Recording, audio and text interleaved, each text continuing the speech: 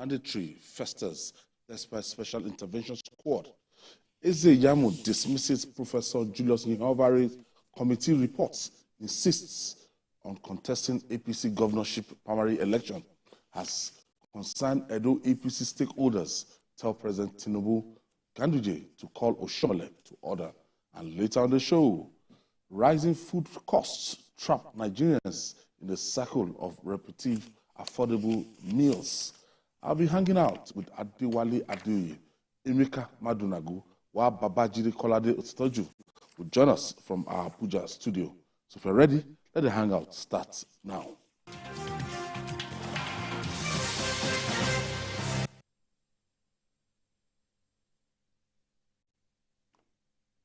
Thank you for staying with us. Just before we start, let's celebrate one of our biggest fans and the Akinri of Ikiriade in Ojumu local government area of Kogi State, Oba Johnson Kolade Otitoju, on his 87th birthday. We wish Kabesi long life and prosperity. Baba Otitoju is 87. When you see him, you will not believe he's 87. This is a man that has contributed immensely to the growth of his community and the father of our own Babajide Kolade Otitoju. Happy birthday. And above all, he's a fan of Journalist Hangout. Yeah. He can't do without watching Journalist Hangout. Yes. A man with a very strong head at that age. Wish him happy birthday, more years on earth. Yes, that's him. Yeah. So that's birthday, Palace. Majesty. And that town is a very historical town. You know, it was established around 12th century. You know, when Akinri left Ile-Ife during the reign of Awurukolokin. So it's one of the ancient cities in Yoruba history. So we wish him long life and perfected. Amen. BKO, Daddy is not looking 87 at all.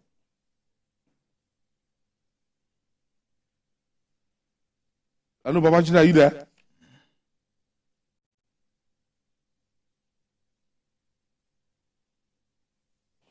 Wish that is Oba Johnson Kolade Otitoju on his 87th birthday. That's the Akinri of Ikiriade in Ijumo local government area of Ondo State. Long life and prosperity. Let's begin with the latest development about the unfortunate explosion that rocked Ibadan, Oyo State capital, on Tuesday. More bodies have been recovered from the site. A sniffer dog detected a man in the rubble, and security agents moved him to the hospital for medical attention.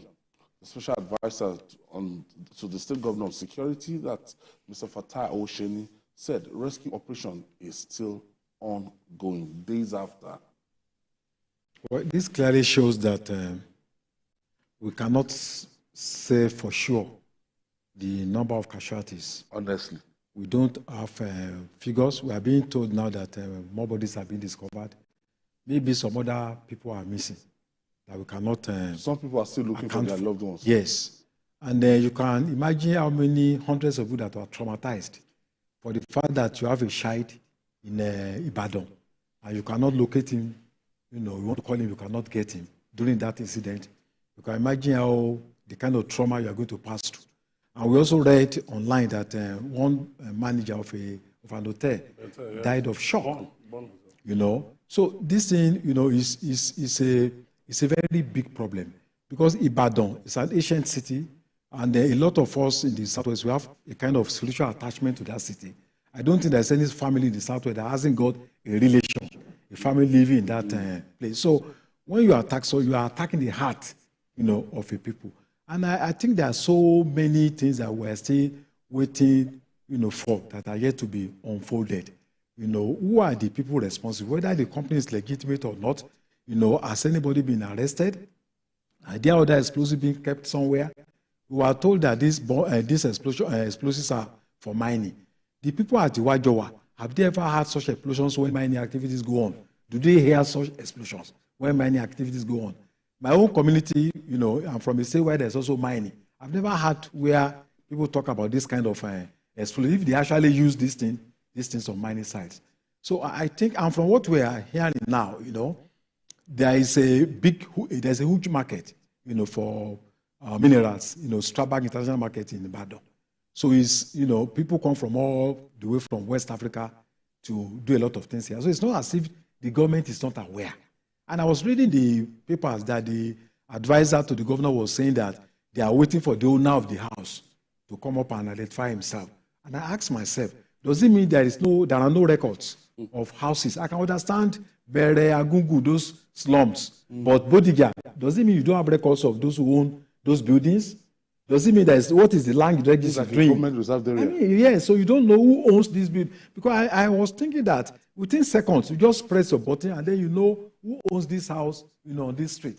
So there are so many unresolved issues. I'm particularly not also happy about the response of our political leadership. When the incidents happened in Kaduna, the Northern Caucus, within the shortest time, few days they were there, they donated, I think the House of Rep donated 48 million. The senators, Northern Caucus in the Senate, donated 109 million. The Sultan made a statement. What has happened to our own political leaders here? I was expecting that by now, the House of Assembly in Oyo State will have, come with a rules to at least to suspend mining, not to ban it for a moment, because people have lost their lives. And, the kind of attitude, I mean, the political leadership is not providing the kind of empathy that, that I expect them to provide. And I think I'm really not impressed by the way we are handling this issue. It's unfortunate. Ibadan, very, very important city in Nigeria. Look at such a thing happening in the middle of Ibadan. Imagine what people could be up to in places like Lagos, with the population of Lagos and other densely populated cities. So all the allegations coming out of the incident need to be investigated. That is a Malian who was storing explosives, that he was being protected by the police. All these things are just being glossed over. Nobody is actually addressing it to come out and say, this is true or this is false? And we cannot just keep getting piecemeal information. How long has it taken that by now we don't have a comprehensive, as in Inspector General of Police ought to by now, or even National Security Advisor ought to by now have addressed a world press conference, because this is a major disaster. Imagine if something like this, God forbid, that happened, if something like that happened in a densely populated area. For how many years? Do you know how many years you keep recovering? You keep recovering casualties. It shows that we don't place maximum value on human lives, and this should not be allowed to go away. I would think that really it's up to the political leadership of the Southwest. It's not just the House of Assembly in Oyo State. Yeah. The 6 states of the Southwest, they should have got together and visited that site. Because don't forget the importance, the significance of Ibadan to the Western region, the significance of Ibadan to the history of the Southwest. By now they should have really showed empathy. Those who have lost their loved one, where are the hotlines for people that people can contact? Who and who? Where are the trauma teams? You just see pictures of work just going on, but where are those canopies? Where are those purpose-built canopies for to attend to trauma victims, to take phone calls, to reassure people? This is the 21st century. We should stop doing things as if we don't see the rest of the world doing how the rest of the world handles disasters. This thing is a monumental disaster, and it's unfortunate. Look at where it happened. Where the elite live. That's where this happened. It affected a former deputy governor. So you can imagine, who are talking about the other people, what they are going through. I really sympathize with them. It's such a very painful incident. And I think there should be immediate action from political leaders from Southwest, including National Assembly, the Southwest Caucus in the National Assembly. They should rise up and move straight to Ibadan by tomorrow or Tuesday. They should move straight to the scene and be seen to be talking, so that, it's just about empathy, showing empathy, so that the people, you say, oh, okay, you came late, but at least you came. to show, to sympathize with us, and then let the loose ends be tied. Junior, I was asking you about Akinrin before we went to this Ibadan explosion. Akinrin is 87. Yes. We thank God for his life. He's never fallen sick. I do not remember him going to hospital at any time. And I know my mom once said that the time that he falls sick, maybe that's the day he will die. Because since they got married, he has never fallen sick.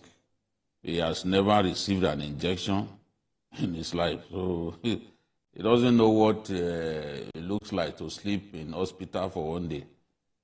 He's just a blessed person, and he doesn't look his age at all. So but we give God the glory for sparing his life and for enabling him to even ascend the throne of his forefathers at such a ripe age. All right, let's go to Ibadan explosion now. Are you impressed in any way with the response level that you've seen so far? First and foremost, I am disappointed in the security agencies. There is sufficient evidence that the main suspect was reported by people living in the area, not once, not twice, but no action was taken. These illegal miners who are from French West African countries live in Ibadan and many of our cities. They rely so much on improvised explosive devices to smash rocks and to get to the gemstones that they want. But you cannot keep improvised explosive devices in residential areas. The result of that is what we have seen, because he buries these things in his in the house where he lives, so that when he's going to the mining site, he will take some of the explosive devices and then go and use at the mining site. Ibadan, like many of our communities, or like many of our states, is very rich in gemstones and mineral resources like lithium, even gold in the Tesiwaju local government. But aliens and other unscrupulous elements are the people making money off these minerals. The Chinese, for example, are mining gold illegally in Osun states, where 3 local governments are especially rich in gold. They are mining gold illegally. Community leaders are conniving with them. Security forces are conniving with them. Regulatory authorities in Abuja and other places are conniving with them. I remember when we did a documentary on how the Chinese have damaged our communities, dug holes everywhere, because in Osun you need to dig up to 80 to 100 meters before you can see gold. They've caused lakes and all kinds of devastation to the communities. And nobody is doing anything about it. People who are convicts back in their countries, they come to our country and mine our mineral resources illegally. We have permitted them to do this for so long. Now we are paying with our lives. It's unfortunate that this had gone on for so long in Oyo State.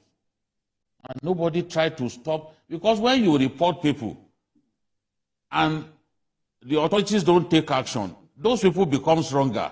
The people who reported them will then pull back, because they know that they could pay for even making such reports in the final analysis. So that's why this happened in Ibadan, and in a prime area, for that matter, where a piece of land goes for up to 70 million naira. So it is unfortunate, and the way we respond to disasters in our country, we need to improve. How can police trucks be evacuating the wounded, the injured, from the site. It should be ambulances, for God's sake. Ambulances and caregivers who are trained to handle people in such situations. Not policemen. That's why the chances of survival for our people is always limited when we don't even handle them the right way when they are in such a vulnerable position. There's nothing that government can do at this stage than to support the people who have lost their belongings. Look at the famous lawyer, Niyi Akintola. He has lost his hotel. I learned that even Bola Ige's house in that place was also destroyed, including the late Governor Akeredolu. Prominent people lost their homes. People's investments. Some of them will never recover from this. Unless government moves in quickly to try to help them, some people will commit suicide. So we have to stop this Ibadan. Now, this one is an eye-opener. We must make sure that it doesn't happen again anywhere else. An eye-opener. I will keep tab on that particular incident, and at the end of the day, we'll look at the number of casualties that will be recorded, because all the figures we've been getting, if they are still recovering dead bodies from the rubble. With the Miners Association of Nigeria is claiming that this company being mentioned is not a member of the association. That's what they will say. That 297 companies registered by the mining ministry, this company is not part of them. So this is a pure case of illegal miners who are just doing anything that they feel they have to do. And you have to consider the impact on biodiversity, on emission of radioactive waves, and the impact on public health. These are very serious issues that we are just waving aside. The densely populated area. All right. Now, while rogue elements in the Nigerian police make brutality a pastime, citizens now strive to enforce their fundamental rights. Justice Modupe Osho Adebiyi of the Federal High Court, Federal Capital Territory High Court in Abuja, has ordered the Inspector General of Police to pay the sum of 50 million naira damages to Professor Zainab Abiola, widow of the late MKO Abiola, for violation of her fundamental human rights.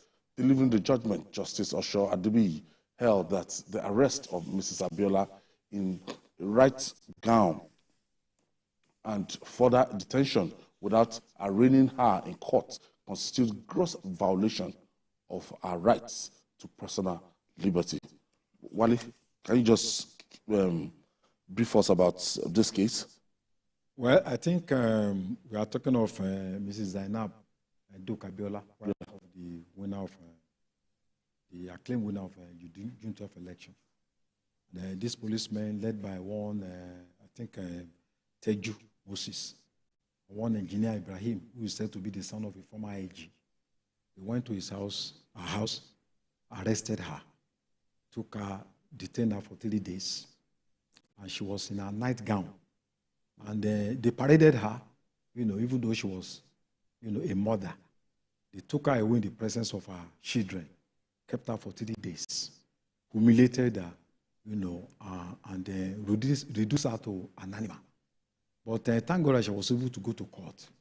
And at the end of the day, there is justice. To enforce her right. To enforce our fundamental right. Because I don't understand why the police should go to that extent. And if they can do this to a woman of that high status, you can imagine what ordinary women are going through that don't even have access to the media or don't even have money to go to court to seek enforcement of their fundamental rights. So it's a very, very, very sad story. And when the woman went to court, the defense of the police was ridiculous, that they don't know her. The woman had to provide evidence that she was even given a letter by the police to be as a consultant to the police in the past years. But they went to court and said that we don't even know her. So this is quite ridiculous. I hope they'll be conscientious enough not to appeal this case. Because if they appeal this case, I hope that they will slam another 50 million, making 100 million naira on them. Because, this is the height of humanity. Just speak out like that. What do you want to achieve? In a nightgown, with her on this, and then you took her like that, paraded her. For 3 days. So, I mean, for 3 days, you kept her in detention. So this is quite, this was in 2022, and I hope that the police will pay this compensation. And not just that, it's not enough to just pay compensation. The policeman that led this, an inspector, it's not a corporal. We must have had some experience, in the police. I hope there will be justice, and I also hope that those policemen, will be punished. When you look at it, the first of all, she was accused of even slapping her oddly. I remember I saw a photograph. Do you understand? Whether the oddly was bleeding from the nose. It was all the rules. Well, it was, the point is that I think under the current Inspector General of Police, I think human rights abuses are rising.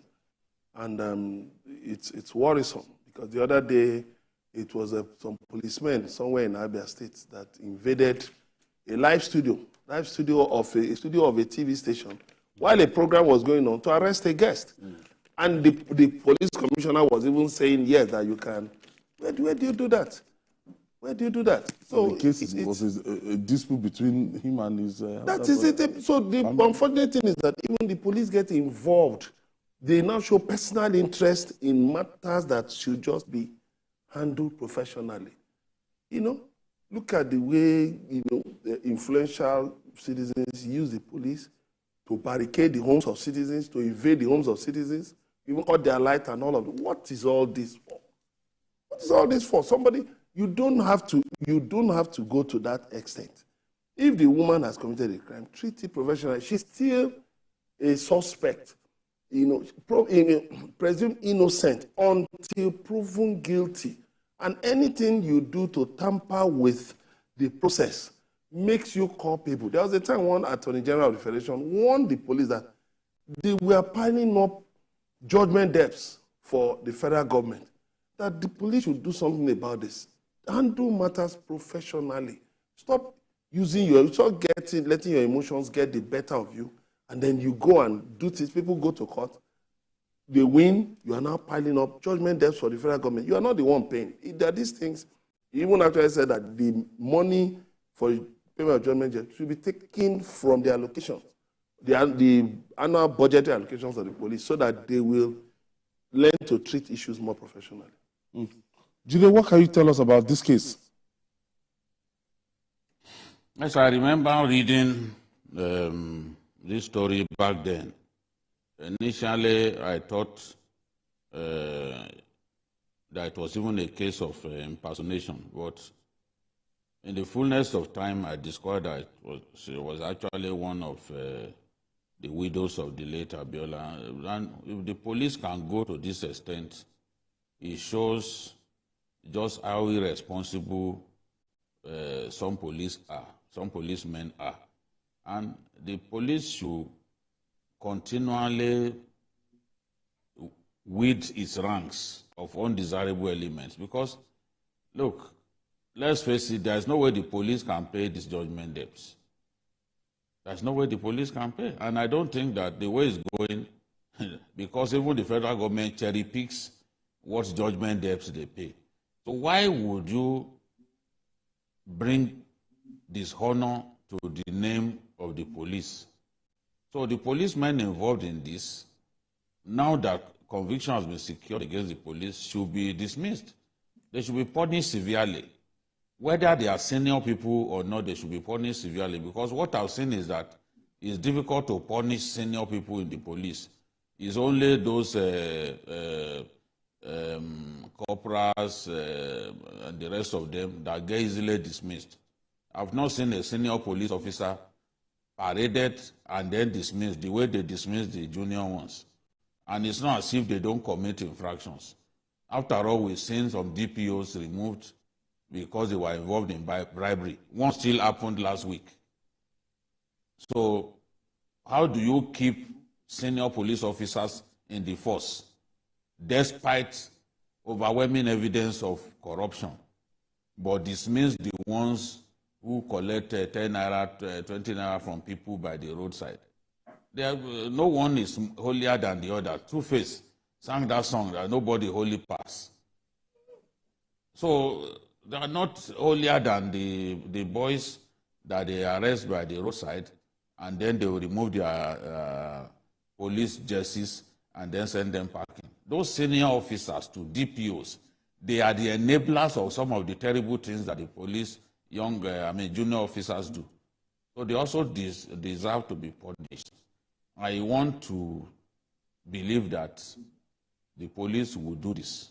Otherwise, this sort of abuse of human rights that have serious consequences will continue. And we don't want to see that continue. I think to reform that force, it's very important.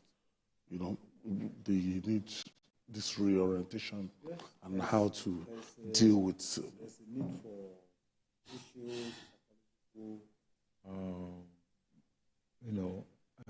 retraining of men of the police. I know what has happened in this case is for those who say that if you have state police, they will abuse it. But you can see clearly that this federal police being abused by certain individuals. So it's not a justification to say because the state governors will abuse police, then we should not have community policing. The police cannot assume the status of the judiciary. You are to enforce law, you are not to interpret law. So anybody you arrest, even in the case of murder, is a suspect. You have to take him to court first. Then it is now left for the court to prove whether he is a murderer or not. So I think the police needs a lot of reform. But the fundamental thing is even to decentralize the police itself so that communities, states can take ownership of security. Okay. Well, it's just so left for the police and other security agencies to purge themselves of this tendency to abuse citizens' rights. I've been in a police station where I saw a DCO slap a suspect. And I said, for what? For what? At the end of the day, what this person is being accused of may even be found to be a hoax. You have slapped somebody. Why do you get so excited because somebody is in a police station? Treat people with decency. We're in the 21st century. Let's upgrade our thinking. Let's upgrade the way we handle issues. You already have somebody in your station and then you are brutalizing the person. What are you showing? That you are afraid of the person even while inside the police station. The DPOs should do better. DPOs are really a disappointment. They should do much, much better because they're the ones that interface with a lot of these police officers and the rank and file. They should do much, much better. Some of them are just a huge disappointment, sincerely speaking. All right. For Nigerian students that wait for the loan scheme of the federal government may soon be over. The federal government said that January commencement date of the student loan scheme with plans for the timely access to the credit facility within 30 days is still intact. The Minister of Education, the Minister of State for Education, Yusuf Sununu, explained that the website is almost done and the funds have been made available in the 2024 budget and the supplementary budget for 2023. This is a good development. Yes, it is. And it's contained in the president's promise made to Nigerians while he was campaigning. And in October last year, he also promised that the scheme would take off in January this year. So it's 2 weeks to the end of January. It's just a little less than 2 weeks to the end of January. But Nigerians are already apprehensive as to whether that promise of kicking it off in January will be met. But the minister, who was also on Politics Tonight last week, is confident that the January date will be met. In any case, even if it's slightly delayed,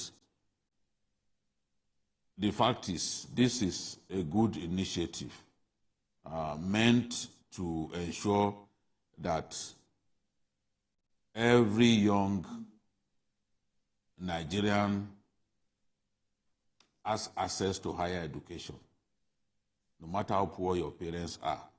I've heard that students of private universities are pleading now that they want to be captured in the scheme. I do not think that government needs to listen to that.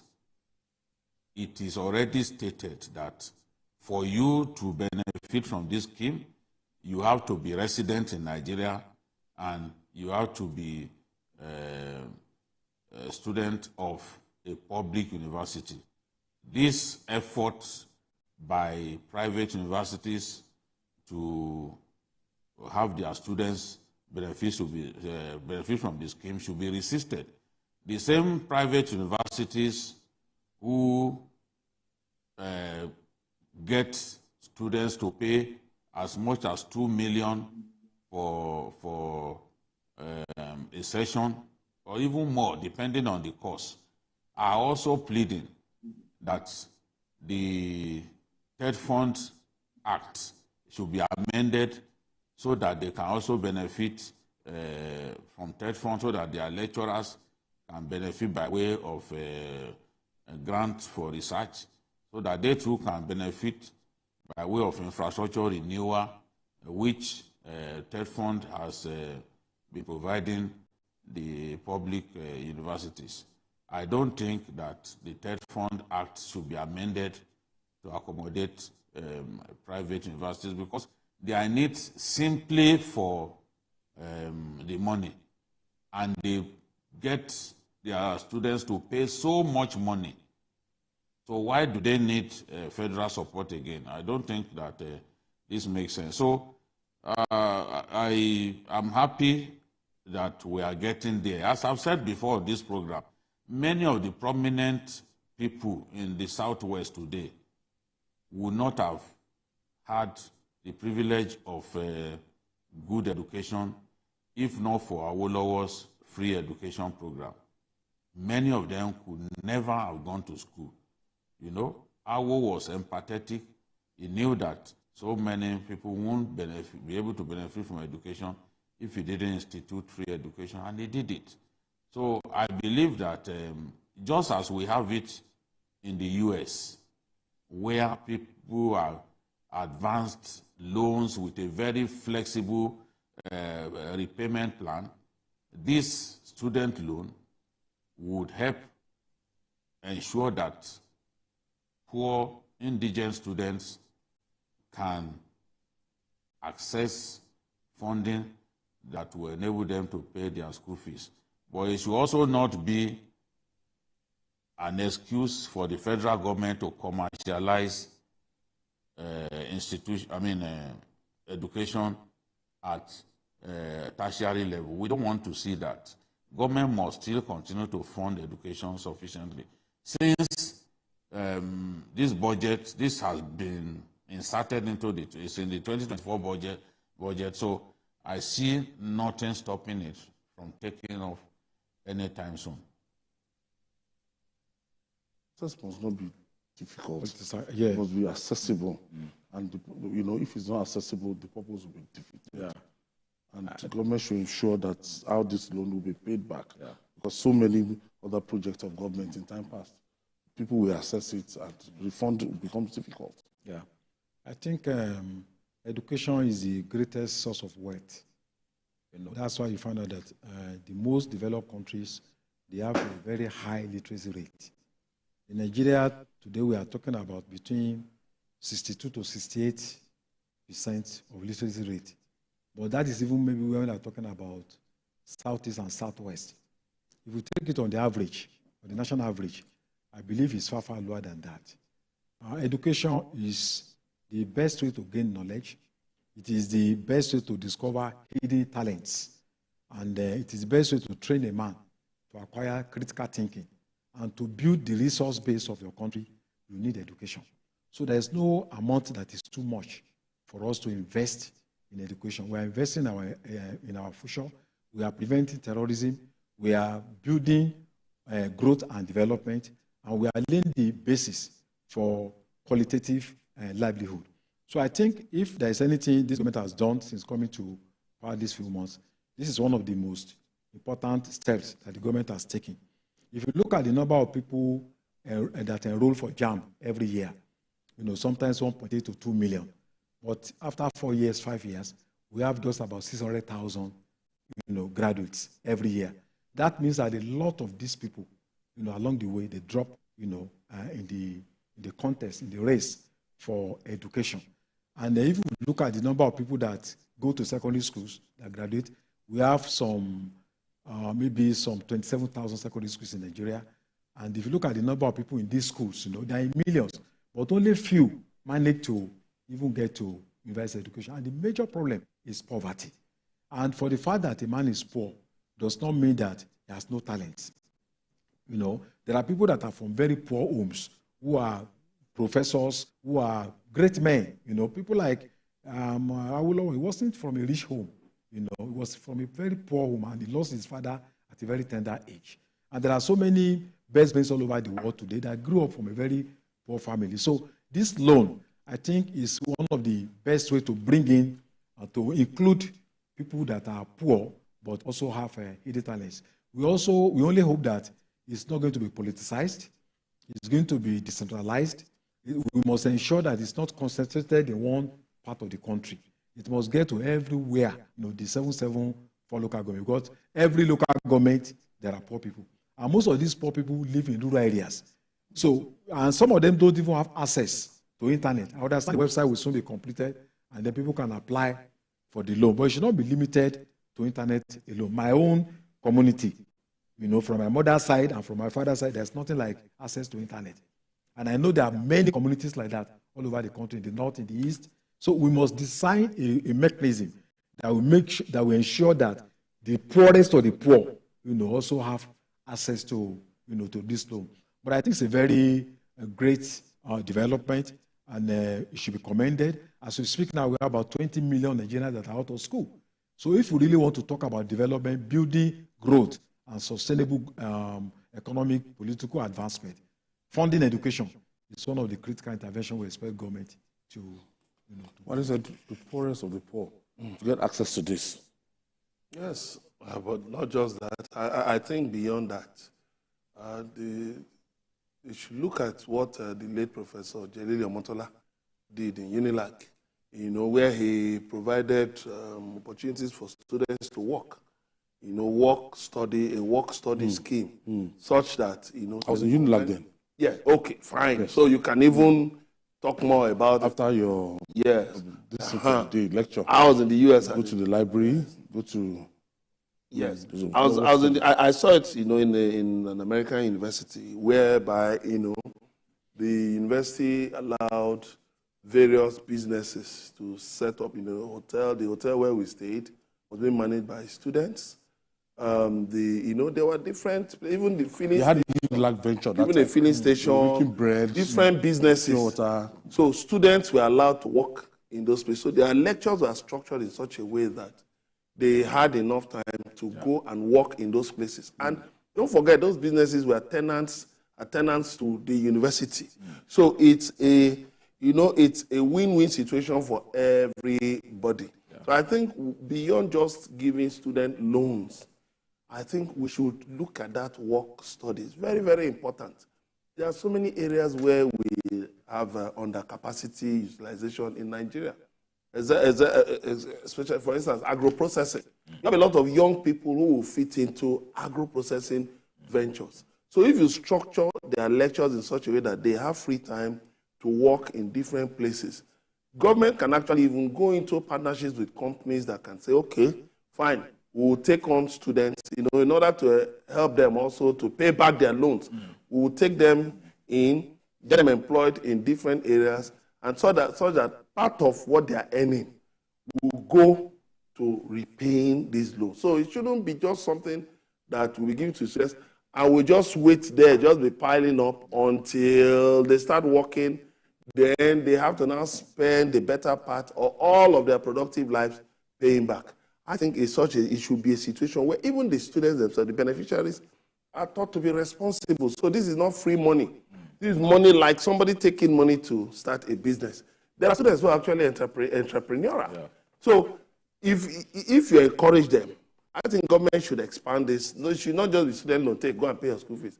There are students who are If getting these loans can actually also help them boost their businesses, to boost their entrepreneurial endeavors. I think nothing should be left off the table. Different options should be brought into the student loan, such that the end result is that everybody, every Nigerian who is willing, government is ready to encourage you to succeed. I think that should be the goal. Yeah. So even the local government, the form should be available at the local governments. It should not be an internet thing. Because what about those in rural areas, those in remote areas? The form should be available at the local government. And then they can get these things processed and sent to wherever is being processed. But I think even the states, the federal government should get the buy-in of the states and the local government, because that's even in those places you have more poverty. More poverty. Those ones should also show interest in making sure that 20 million Nigerians out of school, how many can we get into school and get productive in the next 3 to 4 years? That should be our goal.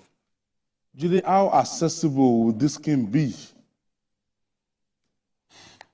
Well, we wait to see. Government has designated a bank to handle this, and all they are trying to do is make it as transparent as possible.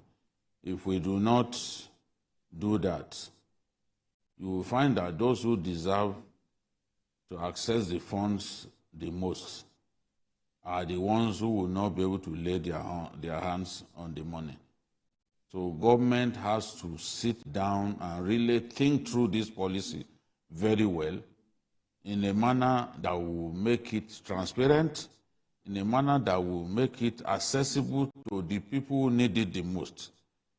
If that is not done, and it gets handled the way government comes up with intervention funds for various sectors of the economy, and the people do not deserve to access the intervention funds, and the people who lay their hands on it.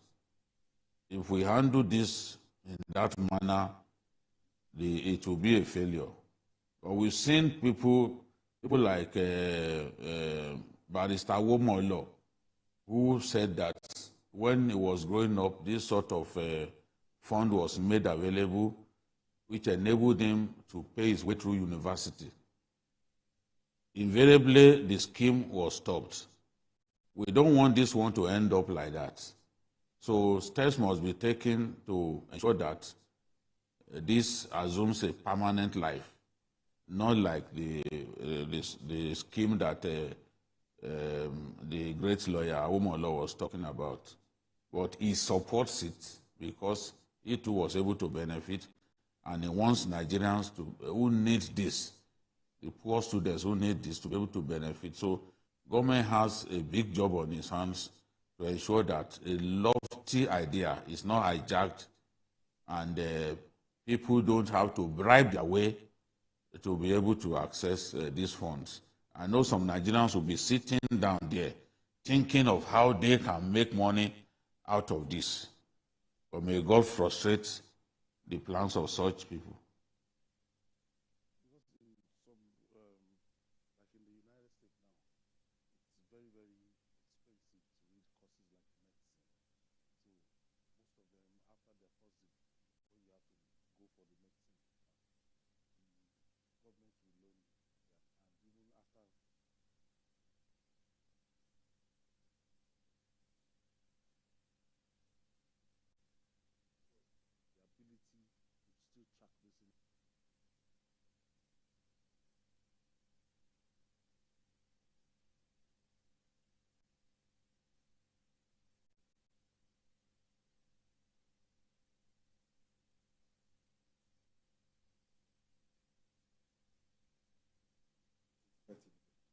So I think what Babajide has said in terms of, it's also our responsibility as journalists to monitor, the implementation, because there are good policies like the humanitarian ministry, very good policy, but when it comes to implementation, people begin to politicize it. But I think that is a very important aspect of that project, transnational education.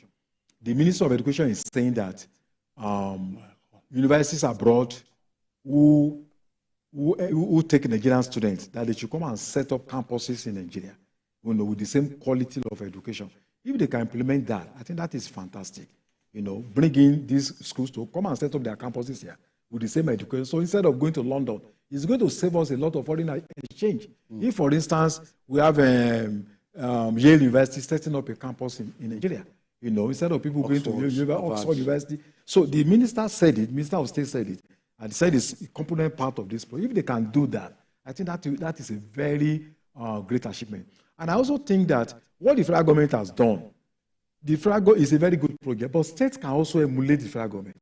For instance, our states give what they call bursary. Many states don't give, but some states do it. But it's different. It still give that. Lagos state government can also set up, in its parliamentary sessions, set up maybe about 200 million naira for individuals of the state who are poor, want to go to school, but they don't have access. Other states can do this. Even local governments, if it's just 2 million naira, you can emulate what the federal government is doing. So at the end of the day, it's not just that we are expecting federal government money. States can also do the same thing, no matter how little it is. It's a very good standard the federal government has set for us to learn from, and also to see how states can also implement the same project at a micro level. What are your final take on this? Yeah, so it's very interesting and it's good. You find there are private individuals who are giving scholarships here and there. But the universities also, the tertiary institutions, let me just quickly say this, should also be creative. You don't just sit back and be waiting for endowments. Go out and look for endowments. Go out and look for philanthropists who will support initiatives in your institutions. You don't just sit back, wait for federal government allocation, wait for students to pay school fees, and that's the end of it. The vice chancellor should move about. They should attract goodwill to the schools. And these things will also aid this loan initiative. Then there will be different options. Then it will be better for us. Like one man from outside the country that actually gave University of Ibadan, the department, $1 million. Yes. Yeah. Look at Chief Abiola. Look at Chief Abiola. Juma Foundation. Yes. Look at various, even Rabiu, Bua, and the rest of them. What they've been doing, get more people like that within Nigeria and abroad to pump money into education. Yeah. The universities are research centers. Yes. They need to work with corporate organizations, to be able to create and invent certain equipment to be commercialized where they are going to make their money. And this project, it's not federal government project alone. They must work with state ministries, so that the federal government cannot just sit down in Abuja and determine who will have this project in Imo State or Anambra or in Bron. They need to work with states who will guide them on how to go about the project, since they don't have offices in all the 30 states of the federation. All right. Festering insecurity in Nigeria has put the country in a desperate situation that requires desperate measures to tackle. As such, the Supreme Council for Sharia in Nigeria has called for the review of the 1999 Constitution to grant more powers to the state governors in controlling security affairs of their states. In a communique issued at the end of the annual conference, the Council urged the federal government to end the prevailing insecurity in the country. Julie, do you agree with the Sharia Council, Supreme Council for Sharia in Nigeria, that the state governors should be given more powers? To an extent, yes. To an extent, yes. If you look at the way the policing structure in our country is at this time, the central policing arrangement that we have cannot secure our country. It's a waste of time to think that things will improve if we don't do something drastic.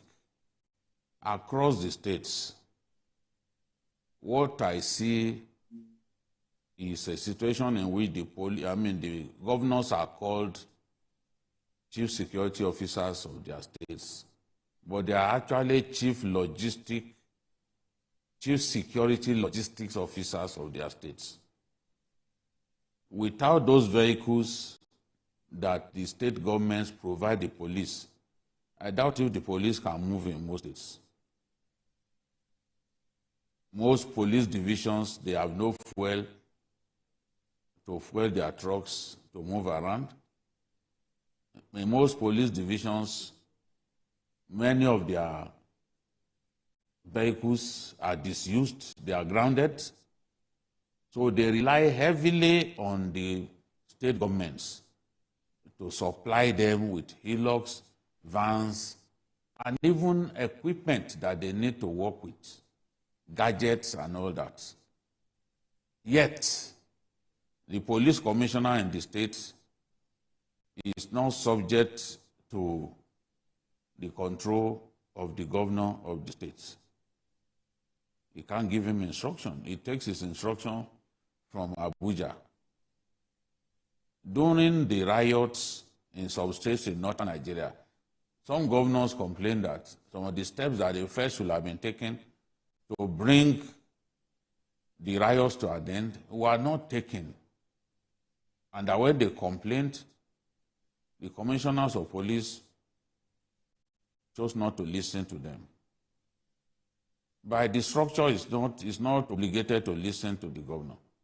So I think that in the final analysis, whether we like it or not as a country, we will still come to this state policing.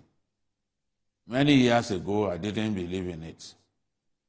But before my eyes, I can see that this central policing structure will not deliver the goods. It's not delivering the goods, and it will not deliver the goods. Secondly, when a state wants to import drones, unmanned aerial vehicles to scan its forests, to scan the dangerous areas where there are bandits and all that, you have to go through the office of the National Security Advisor. It's the National Security Advisor that will give you the permission to import those drones. If a state cannot buy ordinary drones that it can use to monitor its area, its land area, then what kind of chief security officer are they? Why are we calling them chief security officers of their states? Or is it just because they collect security votes? You can have all the money, but if you don't have control, what do you have? So I think that to an extent, those governors need some control. And I think this is the point that the Sharia Council is making, because we cannot protect our states effectively under the current arrangement. Look at Amotekun. Look at civilian JTF. They've shown that they can stand the test. I'm telling you, if Amotekun had the kind of weapons at the disposal of the bandits, the whole of the Southwest will be far better protected than it is currently. But they are not even allowed to carry such weapons. Nobody will allow Amotekun to carry AK-47. Whereas the enemy that they confront have even RPGs. They have not just AK-47, they have AK-49. They have machine guns. So when they are talking about more powers, I think they are referring to some of these issues that I have raised. The governors need some level of control for them to better protect their state. We are quick to abuse them, but where a governor cannot even direct the police commissioner in the state, or even the soldier, the army officer commanding the military base in the state, when they can't even advise, they can't talk to him, then what powers do they have as governors? I think an amendment has to happen which will give more powers to governors in the area of security.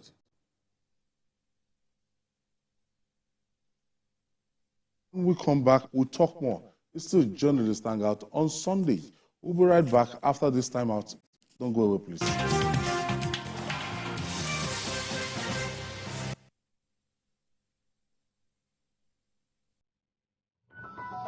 The TVC News at 7 and the TVC News at 10 are not like any other news broadcast. It's the big news hour, the hour for the big breaking stories. We've got some of the best reporters on the field, Taking you through as it happens. It's fast-paced, hard-hitting, With investigations that matter. bringing in news that affects your life. With sport, entertainment and business news so you don't miss a thing. Experience resourceful coverage with depth. Every night.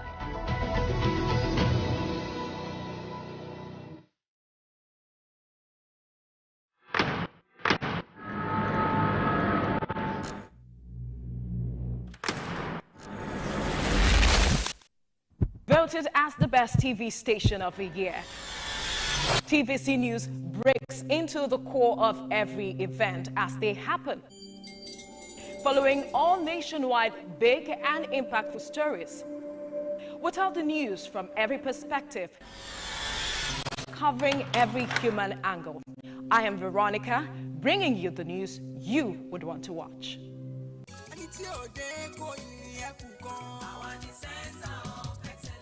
Lagos is the most visited state in Africa as the fifth largest economy on the continent. Covering the state and its government is no mean feat, it's a busy beat.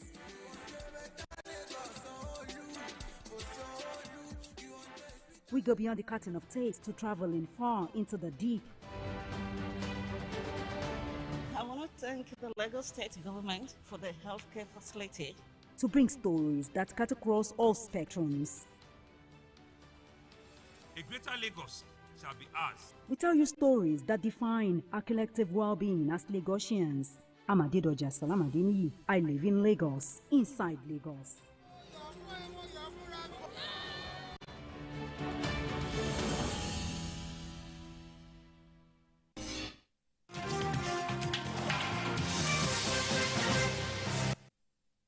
Thank you for staying with us. If you're just joining us, this is Journalist Hangout on Sunday, and we just the second half of the program, and we are talking about decentralization of the security system.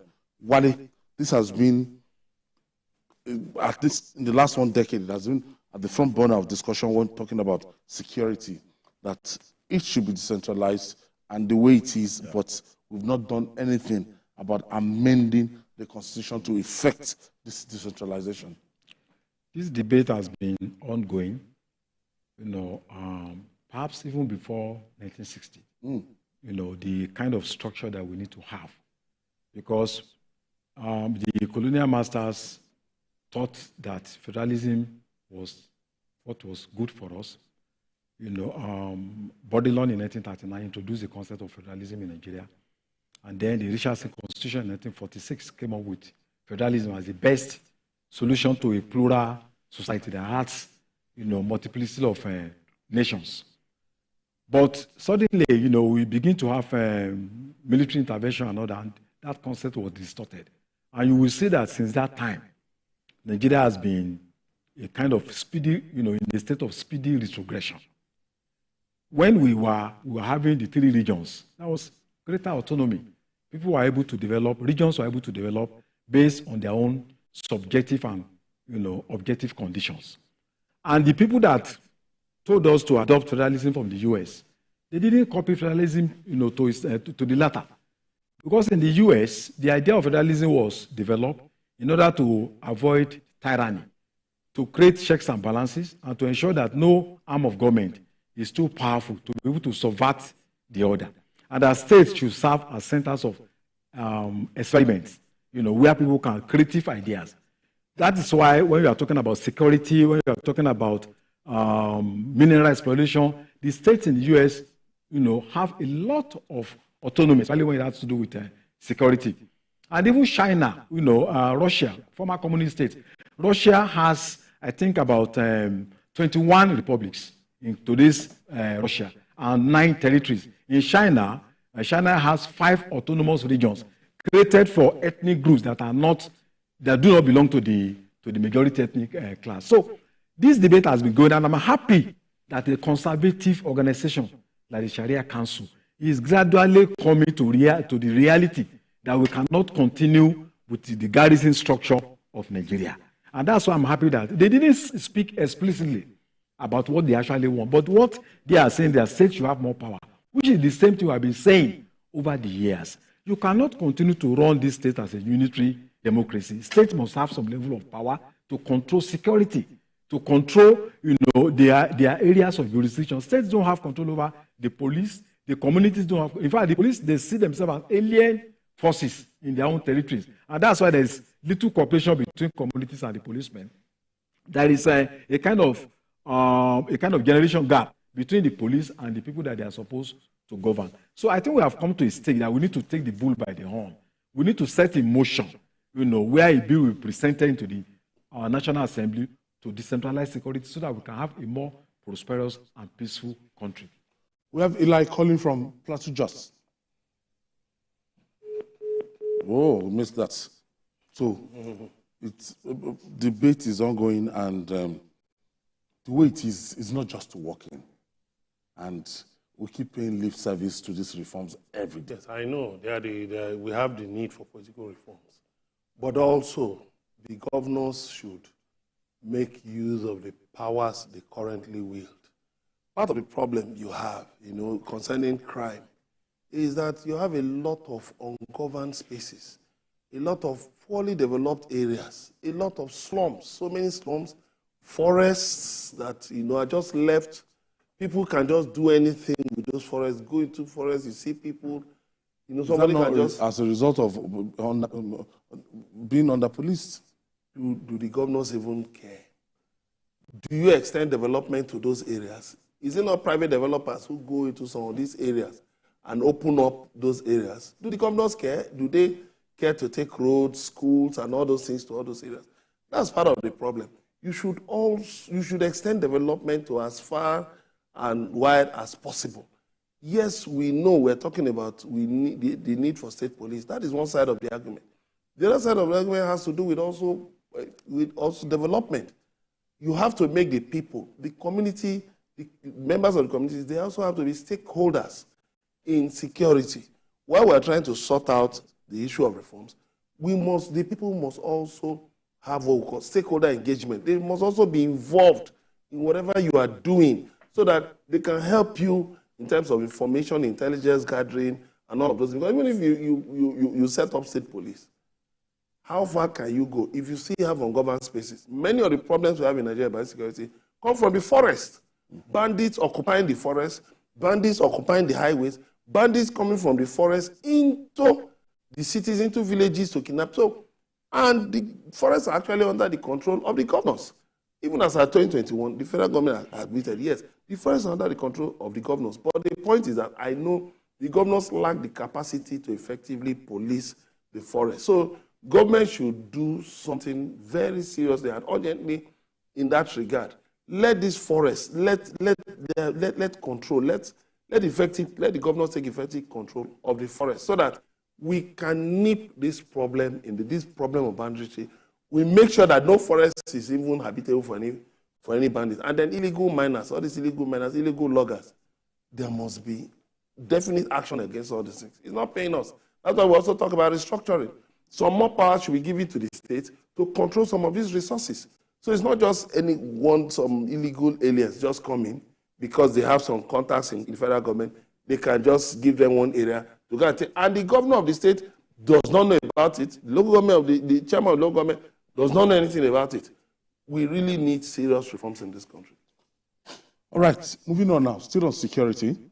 For most Nigerians, if an all-out war is what is required to tackle insecurity ravaging the country, so be it.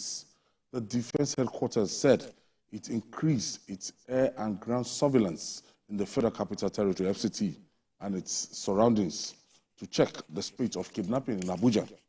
The Director of Defense Media Operations, Major General Buba Edward, said troops destroyed hideouts of terrorists in Abuja, Niger, and Kaduna states in the process. But despite the launch of the Special Intervention Squad by the Nigerian police, banditry continues to fester, and we ask, for how long? Jide, this is getting out of hand. It was limited to some parts of the country before, up north. Now it is now across the country, the activities of these bandits. Yes, you know, there is a lot of banditry happening in some states around the federal capital. States like Niger, states like Nasarawa, states like Kogi, states like Kaduna. All of these states that I mentioned have issues with banditry. And those bandits, because of the closeness to the federal capital, and because of the constant bombardment of the forests in those states, they have now decided to move into communities around Abuja, especially the satellite towns. They have become more emboldened to even come as far as Airport Road and the Lugbe area along the Airport Road to kidnap people. They now kidnap travelers on their way to Abuja. They now go into people's homes in some communities outside Abuja. It will degenerate and they will begin to operate within the seat of power if nothing is done or if drastic steps are not taken to deal decisively with them. So the troops launched operation in, at the back of Lugbe, which is along Airport Road, Kubwa Hills, the Zuma Rock area in Niger State, and places like Kawu, Gaba, Dede. These are places on the fringes of the seat of power where bandits are known to have operated for some time. I remember a place called Tungamaje. They even went as far as kidnapping children from an orphanage. Bandits, there's a thin line between banditry and terrorism now, because a lot of the terrorists who fled the northeast, they've relocated to the north central, and they are in Niger and some of the communities close to the federal capital.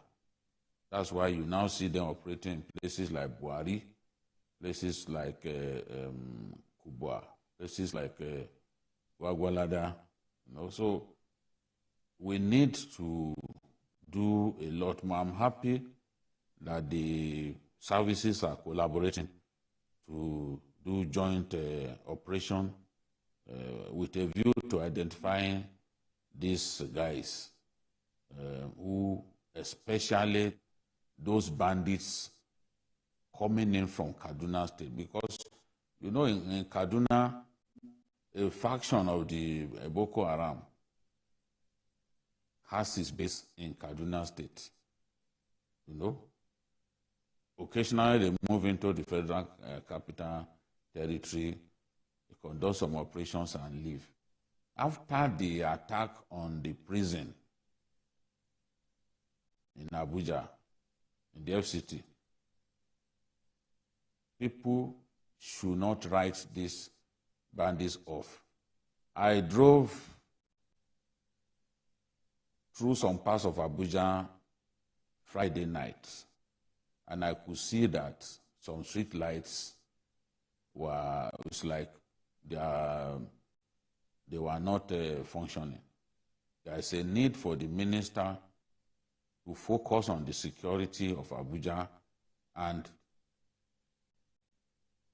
ensure that the streets, Abuja highways are well lit so that people will feel comfortable driving around in the night. It's a shame that in some parts of the federal capital, the seat of power, the roads are not illuminated at night. This is an enabler to terrorism and to banditry. We received a report that the sisters, 5 of the sisters who were kidnapped the other day, have now been released. It was said that they were released through an operation by the armed forces. If this is true, I'm happy.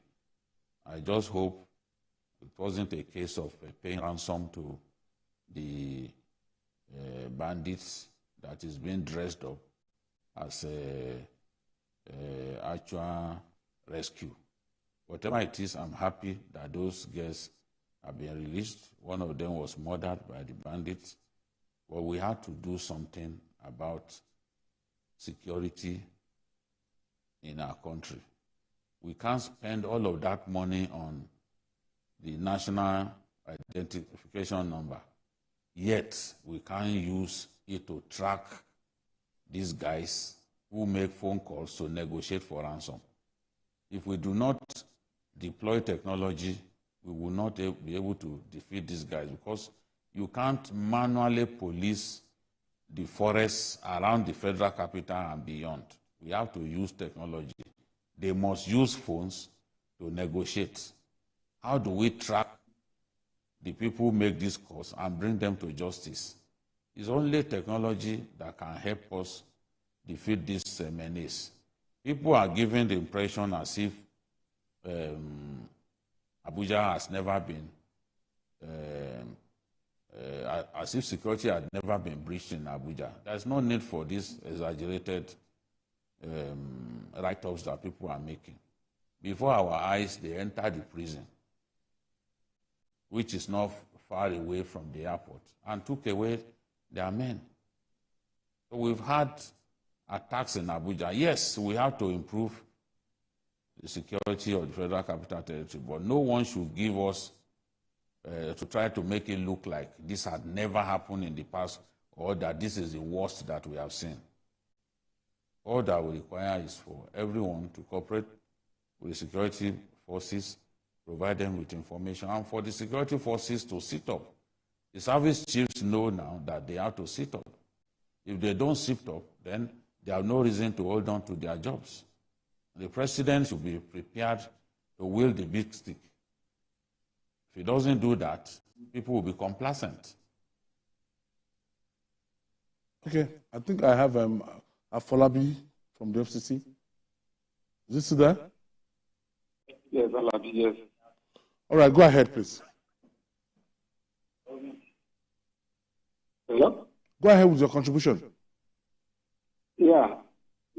Thank you for having me, Mr. Ayo. Right. I think what we need now is, who and who is in charge of, this security. Just for example, we have the FCT minister the other time. We had meeting with the security and said that you, as a commissioner of police, ask me what you want. If I give you and you didn't perform, I will say I will report you, and you will be transferred to another place.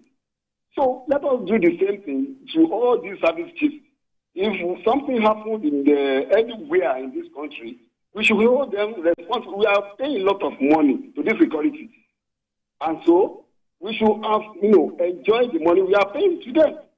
They cannot tell us that there is no money to buy this or buy that.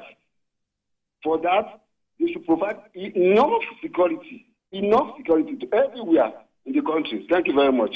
Thank you, Alabi. Thank you for your contribution. It took time for these people to penetrate our security network in Abuja, especially if they discover that there's any kind of laxity part of this thing. And I think for us to actually, it's not going to be an immediate approach for security people to be able to dislodge them. Well, I think we should not also undermine the intelligence of criminals. Dons or somebody who is not as too intelligent cannot operate. They are also very smart people. Some of them have worked either as ex-policemen, ex-soldiers, so they dismissed. They have dismissed from and unfortunately, the security system don't keep track on some of these people that have been dismissed or, Abuja is like the head in this, when you're talking about Nigeria. And you know that when the head becomes rotten, the whole body is gone. The other states are like the body of the, Abuja is the head. In military training, there is what they call unarmed combat. They always ask you to aim at the head of any person you want to fight. Once you hit a particular place, the person will fall down. So if Abuja becomes a major target and they succeed, we are all going to be in trouble. So we are all concerned because Abuja is a place that the past 5 years, people are moving from the northeast to Abuja, from northwest, from the southwest, because Abuja is considered as a safe place. That once I'm here, I'm free from kidnapping and all that. But right in the city now, this is happening. What the military has done is quite commendable. Area surveillance, which is what they need to do, even where and when there's no threat. Area surveillance should be a constant duty of the security operatives. It's not when there's a case of kidnapping. It should be a daily affair, 24 hours affair. But the issue of security is not going to be in the air alone. It's on the ground, 70%. So it means that we still need to strengthen the police. And I think the major pillar of the way we are talking about dealing with insecurity is intelligence. And intelligence is not just about policemen with equipment alone. We need to work with cultural formations like other countries do. The NURTW, cab drivers, they are good sources of intelligence. Hunters. Petrol attendants, they are good sources of vendors. In other countries, they recruit them. Vendors take newspapers from one house to the other. And armed robbers hardly will suspect them. Traders associations, their leaders and other. Hunters, farmers. If you are talking about dealing with herdsmen, your best source of information is getting the farmers and hunters. Because in the night, they're in that bush. So there must be constructive engagement with the social formation, not just for the police and soldiers to think that, it's our business. The people are the ones. All those people that you declare wanted, they are living somewhere. They eat in the morning, in the afternoon, in the night. Some people will send people to go and buy things for them. So some people know where they live. And of course, when we are talking about military solution, we must also realize that one of the major drivers of insecurity is the economic situation in the country. Poverty, lack of access to the major ingredients of survival. No housing, no job. You wake up in the morning, from morning to night, you don't have any source, you are hopeless to eat. And there's corruption. You see people stealing billions of naira, nothing happens to them. You now ask yourself, so what's the justification in not going into crime? And then pompous display of wealth by the political and economic class, it infuriates the people and fuels the desire to be desperate for money. So we must also fashion out an economic roadmap to deal with insecurity. People need access to jobs. They need to eat. They need to, go to school. If you don't do that, buy all the gadgets, the best gadgets in the world, will only create more armed robbers who will be ready to confront you because they want to survive by all means necessary. One is saying that we should deal with the symptoms. Exactly. Do you know that according to Data Fight, in 7 years, Nigeria had 20 jailbreaks. 7 good years. 7 years. 9,000 inmates escaped. About 4,500 or 5,000 are still on the run. And, Kuje prison was broken into. You had a jailbreak in Gbomosho, in your prison. You had a jailbreak in Kogi. How many times was that prison broken into? So you see that these escapee inmates are still out there. Yeah. So they are available for all kinds of criminal activities. And yet, how many of them have been successfully tracked and returned to the prison system? We also have to look at the prison system as a breeding ground for criminals, for terrorists. Yeah, not reformation ground. Because you can't just take hawkers, street traders, and just put them in a prison. They will go there to meet hardened criminals, kidnappers, terrorists. And they act as informants. They also act as sleeper cells. They build sleeper cells. And by the time these sleeper cells start becoming active cells, a lot of harm would have been done. So some of these things, I think the state government should also look at non-custodial sentences for certain offenses. It's not everything you take people, go and throw them in jail. For anything, two people fight, you go and throw somebody in jail. You get street traders, you throw them in jail.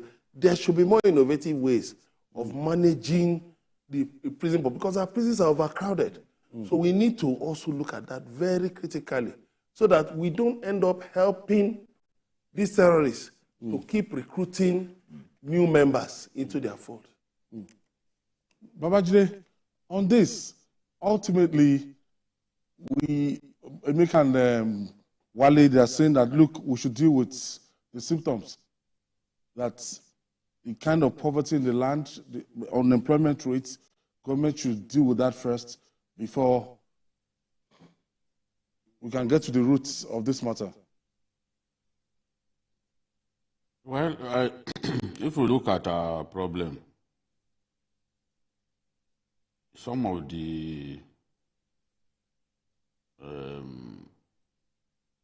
there is unemployment all over the country, but we do not have the same level of insecurity.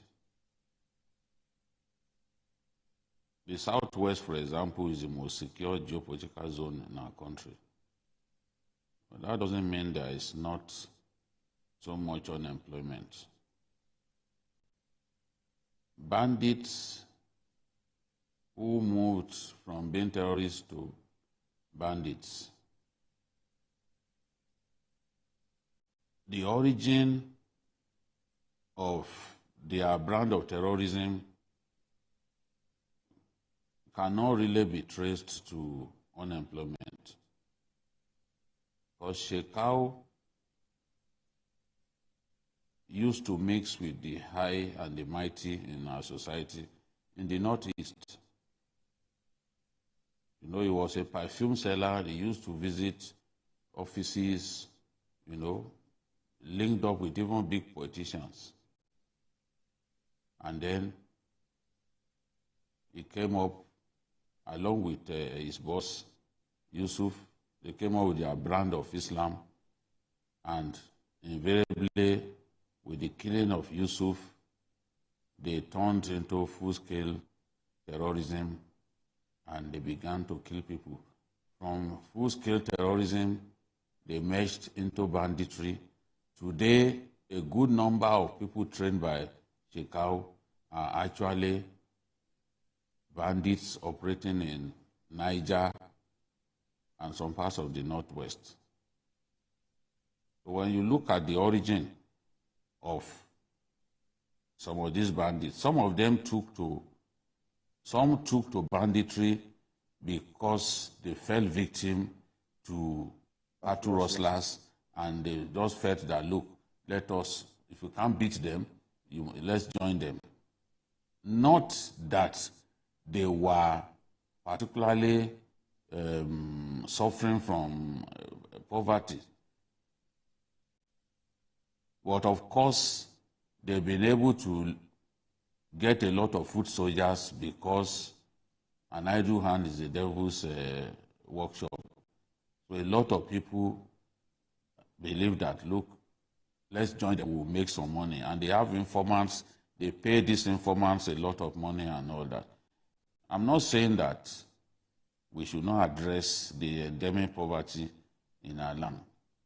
But what we are going through in the FCT especially, we have to realize that terrorists, especially some remnants of the Boko Haram faction called Ansaru, who used to operate in the Kaduna area, have moved closer and closer to the federal capital, and we've seen them operating along with other terrorist elements in the federal capital.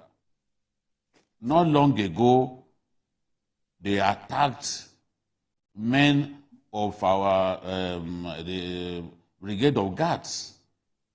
That is the most daring attack on soldiers in the Abuja area, and that happened even before this regime came in.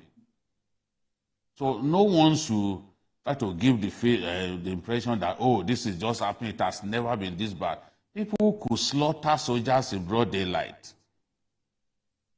People who could attack Kuje prison and operate for about 45 minutes and went away.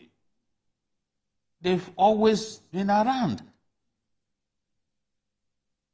So we must take steps to deal decisively with them. Every time it appears that we've won the war and things have calmed down, you will just see them, they will attack us again.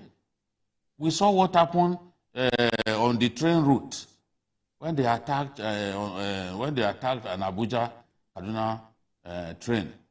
So this thing has been there for some time. Because we didn't defeat them decisively, they now have a fresh impetus to make Abuja their own, to make the FCT their own.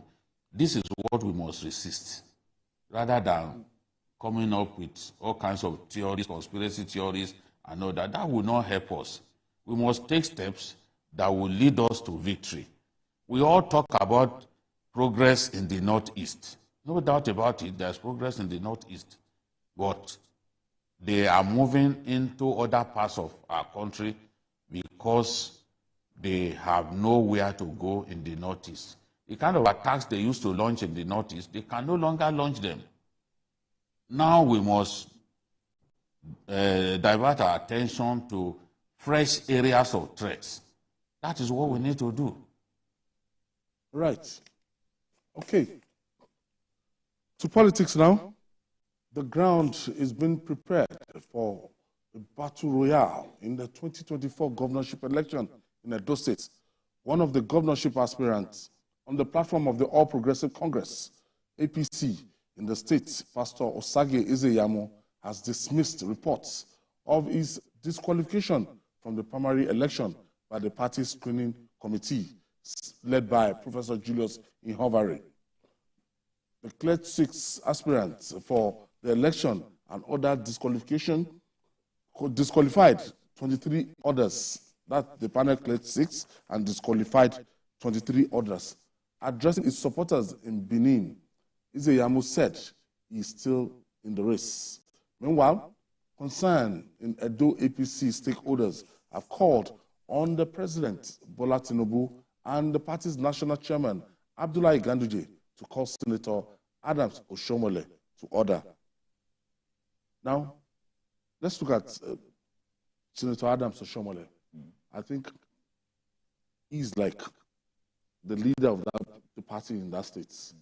And for the All Progressive Congress, 2-time governor, a sitting senator, and he should be able to put measures in place, working with the National Working Committee to make sure that the party gets the most credible candidates to face the People's Democratic Party in that state. Izeyamo was actually the Director General of Senator Chomole's campaign when he was campaigning for his second term. So they are very close, and I believe if there is any disagreement between them, I don't think it should be something that there are past references that one can, point to believe that it's not something that should be difficult for them to resolve. But I think the report of that committee has been countered by the National Working Committee of the APC that they should allow everyone to go to the field and contest. And I believe that is the right thing to do. Because you can't just set up an internal committee and then screen out any individual. I think either you are going to adopt direct or indirect primary. Let it be seen to be transparent. Let it be seen to be a very honest process where the people themselves will have a say. So I do not think it is right to screen anyone out. I know that there is that debate in Edo State that power should go to a particular zone for justice to prevail, which is legitimate. But the fact of the matter is that within every party, and I know that even in PDP, I think their leaders have agreed that they will zone the next governorship candidate to Edo Central, which they have not produced the governor for a very long time. Yes. But I think we should allow the process to be transparent, either direct or indirect primary. Everyone should be allowed to go into that field. If some forces are now powerful enough to mobilize enough candidates against him in the primary, well, let it happen. But I don't think it's right to just, stop him from contesting the primary. What does Edo Yamu want again? He's from Edo South. He's from Edo South, and the consensus is that power should move to Edo Central. So what is he looking for again? I don't know, because the grounds, you can see that the opinion across Edo State is that, okay, in the Second Republic, you had Professor Ambrose Ali from Edo Central. But since 1999, Edo Central has not produced a governor of Edo State. The Ishan people? Yes, the Ishan people, and then part of the north, part of that Esako side, just a portion that is close to the Ishan side. They've not produced a governor. So Edo South, how many people have they produced as governor? So it is okay. Give the Ishan people the chance to produce the next governor. So I think Yamu should just go and relax, and continue helping the party to grow in the state, because this is what Obaseki is capitalizing upon, and definitely, if APC does not take his time in Edo State, Obaseki PDP will produce the next governor of Edo State. It might look difficult, but you see, the point is, look at how Obaseki got his second term. He was right on the streets now. He brought up certain sentiments and all that, which resonated well with the people. And at the end of the day, they all came out to support Obaseki. So if you are now pushing to say that, no, there won't be zoning, because somebody just said there won't be zoning, how can there be zoning? If there was no zoning, how did Oshomole become governor of Edo State? If there was no zoning. I know, yes, his own went through the judicial process, but if you even look at the way everything started, up to the point that he got to court, that he ran for election and he got to court, there was this idea that, okay, let's look at Edo North. So anybody saying that it will not go to Edo Central does not mean well for Edo State. And I'm telling you, we'll just be priming APC for defeat in the next governorship election. So they should just go along with that groundswell of popular opinion in Edo State. Jure, do you think by stopping Ezeyamu, do you think his fundamental human right has not been infringed upon? As in, I can contest that there's nowhere in our constitution that actually talk about zoning that is like an informal arrangement within that political party. I think it's even beyond the issue of zoning. I think that many of the aspirants are led to believe that Oshomole is desperate to produce a person of his choice as the APC candidate in that state. And I could see, look at what the stakeholders are saying here. It is common knowledge that Comrade Senator Adams Oshomole has a personal interest in who becomes the Edo State governor. We therefore reject Comrade Senator Adams Oshomole's undue influence and demand that he stays clear of Edo 2024 APC governorship primaries. So that is the point they are making. They are saying that... Is it out of place for Adams Oshomole to say he wants the governor to be able to decide who becomes the next governor? Is he out of place? No individual should insist that a governor of his choice must be the one that emerges. No individual in the party should be able to say, oh, it is who I want that will get the ticket. If you do that, then it is no longer democracy. Everyone who is qualified should be allowed to go and test their popularity. Nobody should be able to stop others. And what they are saying, I'm not in Edo State, I don't know how far that is true. But what they are saying is that the NWC has a plan to screen the candidates between the 8th and 9th of February. But Oshiomhole has gone ahead to conduct his own screening as his own way of pruning down the number of people who want to contest. So they are saying that he should have waited for that screening to be done, because it is actually the NWC that has the power to set up a committee to screen aspirants. So I think there should be a level playing field. And these guys are saying, look, his attempt to force a candidate on the party was what led to the crisis that they had 4 years ago. So they are assuming that Oshiomhole is on the wrong path again. I think that the party has to make the process as transparent as possible. Politicians shouldn't take it upon themselves to singularly decide who picks the tickets in the state. That is why you have all kinds of litigations, some of them getting up to even the Supreme Court before an election, when it becomes clear that somebody just wants to impose his own choice on everybody. You cannot do that. And we've seen where people try to do that, the party lost the election. Remember Jonah Jang, who wanted to force his candidate on his party. Some of them went to APC, and APC won the governorship election in Plateau State. That was how people like Lalong emerged. So this thing keeps happening. But politicians, by their nature, always repeat their mistakes. And I don't think that makes sense. It's just like you saying Bola Tinubu does not have this thing in Lagos State to pick who becomes the governor. And we know this has been the practice. For me, I think Adam Oshiomhole is the leader of the party in that state. He should be, he's a major stakeholder. Every state has formidable individuals who can influence the party. But the wisdom in applying, the individual in dealing with the issue differ. If you have influence, in the days of Action Group and others, they also had preferred candidates, but you need to be surgical in your approach.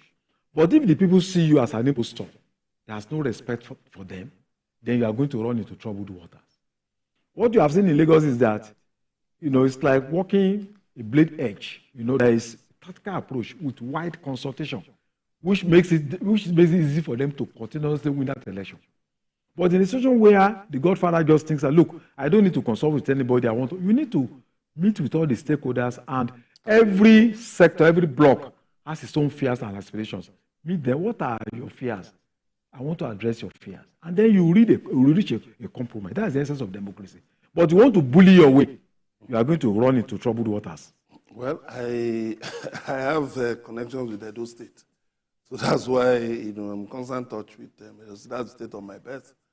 I think, Oshiomhole is still very relatively popular in Edo State, because of the transformations he brought, infrastructural transformations he brought to different parts of Edo State. So I think, yes, he should not impose his will, if, as has been alleged, should not impose his will, but also he should try to build a consensus. Then all the aspirants should sit down and weigh their chances and know that, look, you are dealing with a sitting governor, Obaseki, who is very popular in Edo State. I can say he's popular in Edo State, And is he still popular? He is popular. Obaseki is popular. Yes, people know the performance. People are not too impressed about the second time. Well, people will say that generally, but definitely they want something better. But it's not as if they will definitely want to replace PDP with APC. Because there was a lot of sentiment went into his running for second. That's why you look at Osumbo, former governor of Dose, has joined the race under APC, maybe hoping that, okay, fine, since he's from Ishan, if Izeyamu is schemed out, then he might be the next popular choice I look at some of the others, they are relatively unknown. Some have been in Abuja politicians. Who really knows them? They are not on ground in the state.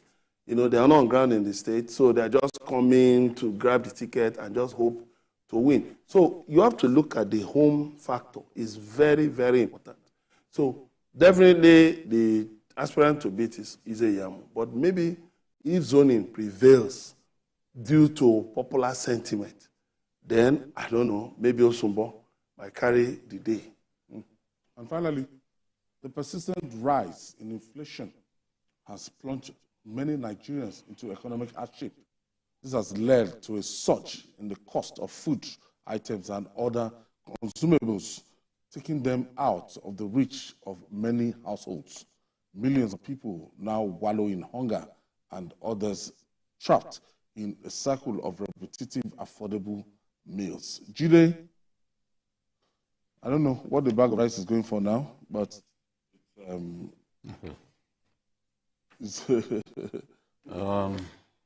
December actually half a bag of rice went for as high as 26,000 naira.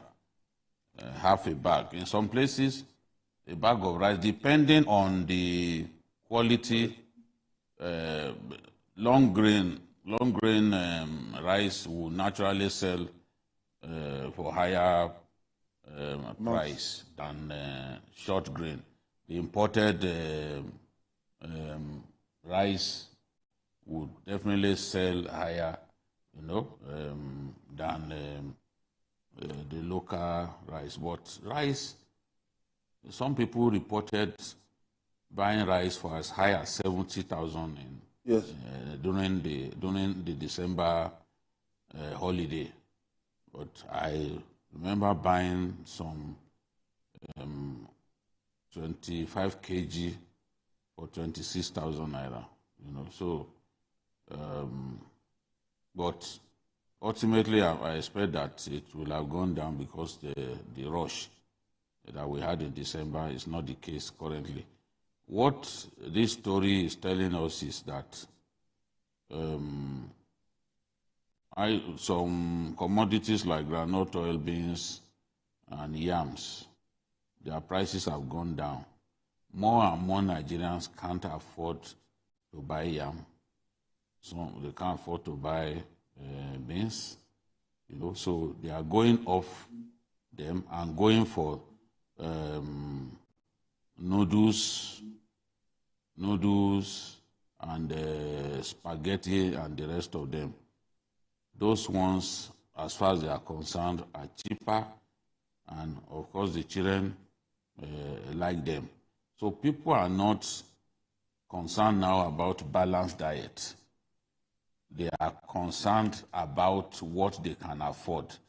And if some particular food items are on the high side, people will go off them and buy the ones that are within reach. This is without prejudice to any sort of concern for their health, because you've got to eat balanced diet. It's not enough to eat something. You need to eat what is nutritious, what will be beneficial to the body. But Nigerians are not interested in all of that now. All they are interested in is what they believe they can buy, food that they can buy within their means. Husbands are not given as much money to stock their kitchens, to stock their stores. So for women to stock their kitchens and stores the way it used to be. People want to survive, and they are cutting their clothes according to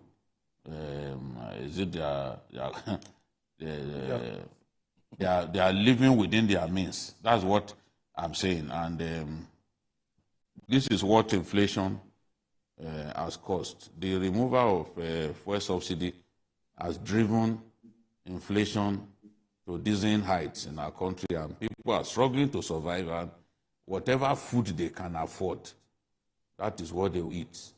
If it means eating the same food morning, day and night, they won't mind. Because that is what they can afford. That's what the story is about. Unless the situation eases up, you don't expect that a man who cannot afford to eat yam will then spend all of the money that he has on him to go and buy yam and eat. They won't do that. I now see Nigerians buying, I see yam being sliced into several parts, a tuber of yam being sliced into like 6 parts for people to just buy one part. It had never been the case. But Nigerians believe that these difficult times, they have to survive, and they will do whatever it takes, apart from stealing, to survive. It's very difficult indeed. I think to survive in Nigeria now is like living in hell. That is the truth. The most common food, bread, rice, the prices have gone up. We are not even talking of beans. Over 1,000 naira for that bread. Eggs of milk. Some families now, they have just simply banned, milk and egg from the stable. Bread, I think the biggest one is now about 1,000 naira. Last year, we still bought the same bread, 600 naira. So it's like every month, prices of foodstuff go up. And this has affected the quality of life, and with very serious consequences on health, on human health.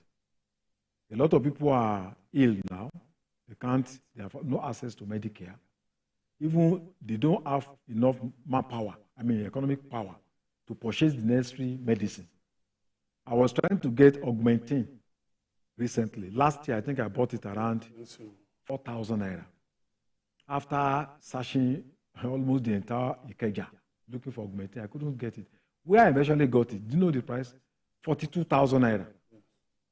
42,000 naira. So I asked myself, if you earn less than 100,000 naira, so you use half of that money to buy Augmentin, Panadol, everything has gone up. And I just have pity, for the endurance, the spirit of endurance of Nigerians, the spirit of resilience, their capacity to withstand, the wild wind of poverty, of anger, of hunger, of deprivation.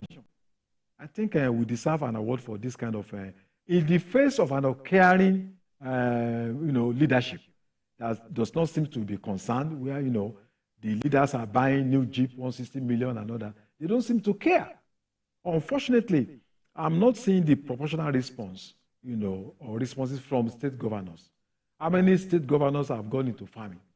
Are we going to be having harvest meet this year? We are going to rainy season now. How many of those states have gone into, when they got these palliatives, last year? What did they do with the funds given to each state? Did they invest these funds into agriculture? Did they give local governments to, invest these funds into agriculture? So are we going to have bounty harvest in the next few months? I don't think so. So we are in a very terrible situation. And people are becoming hopeless and helpless. I just hope something will be done that can rekindle our doodling hope. Hopeless and helpless. Well, I'll just advise Nigerians to do their best to keep their heads above the water, because the situation is really bad. What's the nutritional policy of the Nigerian government? I don't think I've seen it anywhere.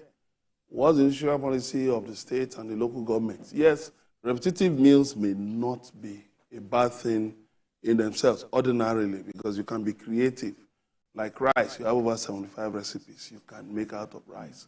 But that you also have to look at whether the people can actually afford those things that they can use, to try different recipes. I was shocked recently when I traveled somewhere in the south, and I saw palm oil being wrapped in tiny nylons. And I said, what will this do? So as bad as that. It's so bad. But I think people should, I advise people to try gardening, for instance, things they can cultivate around them, even within their homes, with use their bottles, we use plastic bottles bowls, disuse plastic bowls. Some of these things they can cultivate around, maybe vegetables, lettuce, maybe a cucumber. Some of these things, they can, onions, spring onions that they can cultivate around to just augment some of these things. And I keep saying, I'll say it again, we must make good use of agriculture. We must get more Nigerians into agriculture. We must get more Nigerians into agriculture because agriculture has been our mainstay for many years. More, if you go on Facebook, there is a group, Rice Farmers Association of Nigeria. More and more, you see that more and more young Nigerians are going into rice farming. But where is the encouragement from government? Where is the incentive from government? The youths are willing to do a lot of things, but the policymakers just sit back and be expecting the people to just run on autopilot. Creative thinking is needed in government so that we can make better use of all these things that God has given us. Judy, how can we navigate through this time? Well, insecurity has worsened the food insecurity in our country. Many farmers can't access their farms. Bandits are giving people conditions. They are making them to pay so much. And the high cost of diesel. A lot of the trucks who bring food from the north to the south, they run on diesel. Diesel, I was told this morning, the price had gone up again because the Naira clearly had been struggling the last 4 days, against the dollar. So until we do something to bring down the price of diesel and even petrol, the costs will be borne by you and I because we have to pay. And on our highways, soldiers, policemen, and the rest of them, they have created multiple checkpoints where they extort money from drivers bringing food from the north to the south and vice versa. This cost will be borne at the end of the day by the consumers. Exactly. So all of these things are driving up food prices. We have to do our best because I really am worried that this year food inflation will reach record high in our country. It is the biggest driver of inflation in our country at this time. We have to do something about it. We have to energize agric production and create roads for farmers to be able to move their produce from the hinterland to the urban centers where there are markets for them. There's a lot that can be done. And this administration promised tremendous cultivation of crops. They have to begin to fulfill those promises that they made. Young people must be encouraged to go back to the farms. We want to see this government do that. So, All right. Wadley, I want to thank you for your contribution to this program. And Emeka, thank you very much. And Vicky, thank you for your contribution. Journalist Hangout on Sunday. Thank you. And that's our offering today. Join us tomorrow for another episode of the program, a regular Journalist Hangout by 5 p.m. You can watch the repeat broadcast of this particular episode tonight at 11:30 p.m. on YouTube, youtube.com/TVC News Nigeria. I'm Ayodele Usubaku. Bye for now.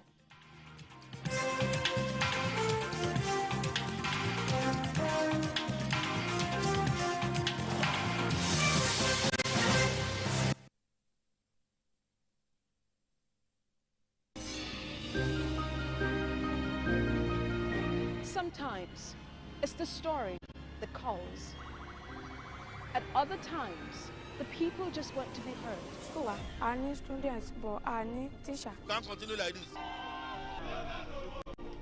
Their voices re-echoing through time itself. We haven't done anything. If the tide is high, everybody run for safety.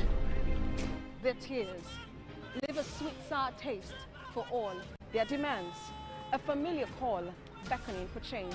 In our world, no one expects a disaster to happen. But when it does, we'll be there to x-ray all sides, from the east to the west, north and south. Community Forum will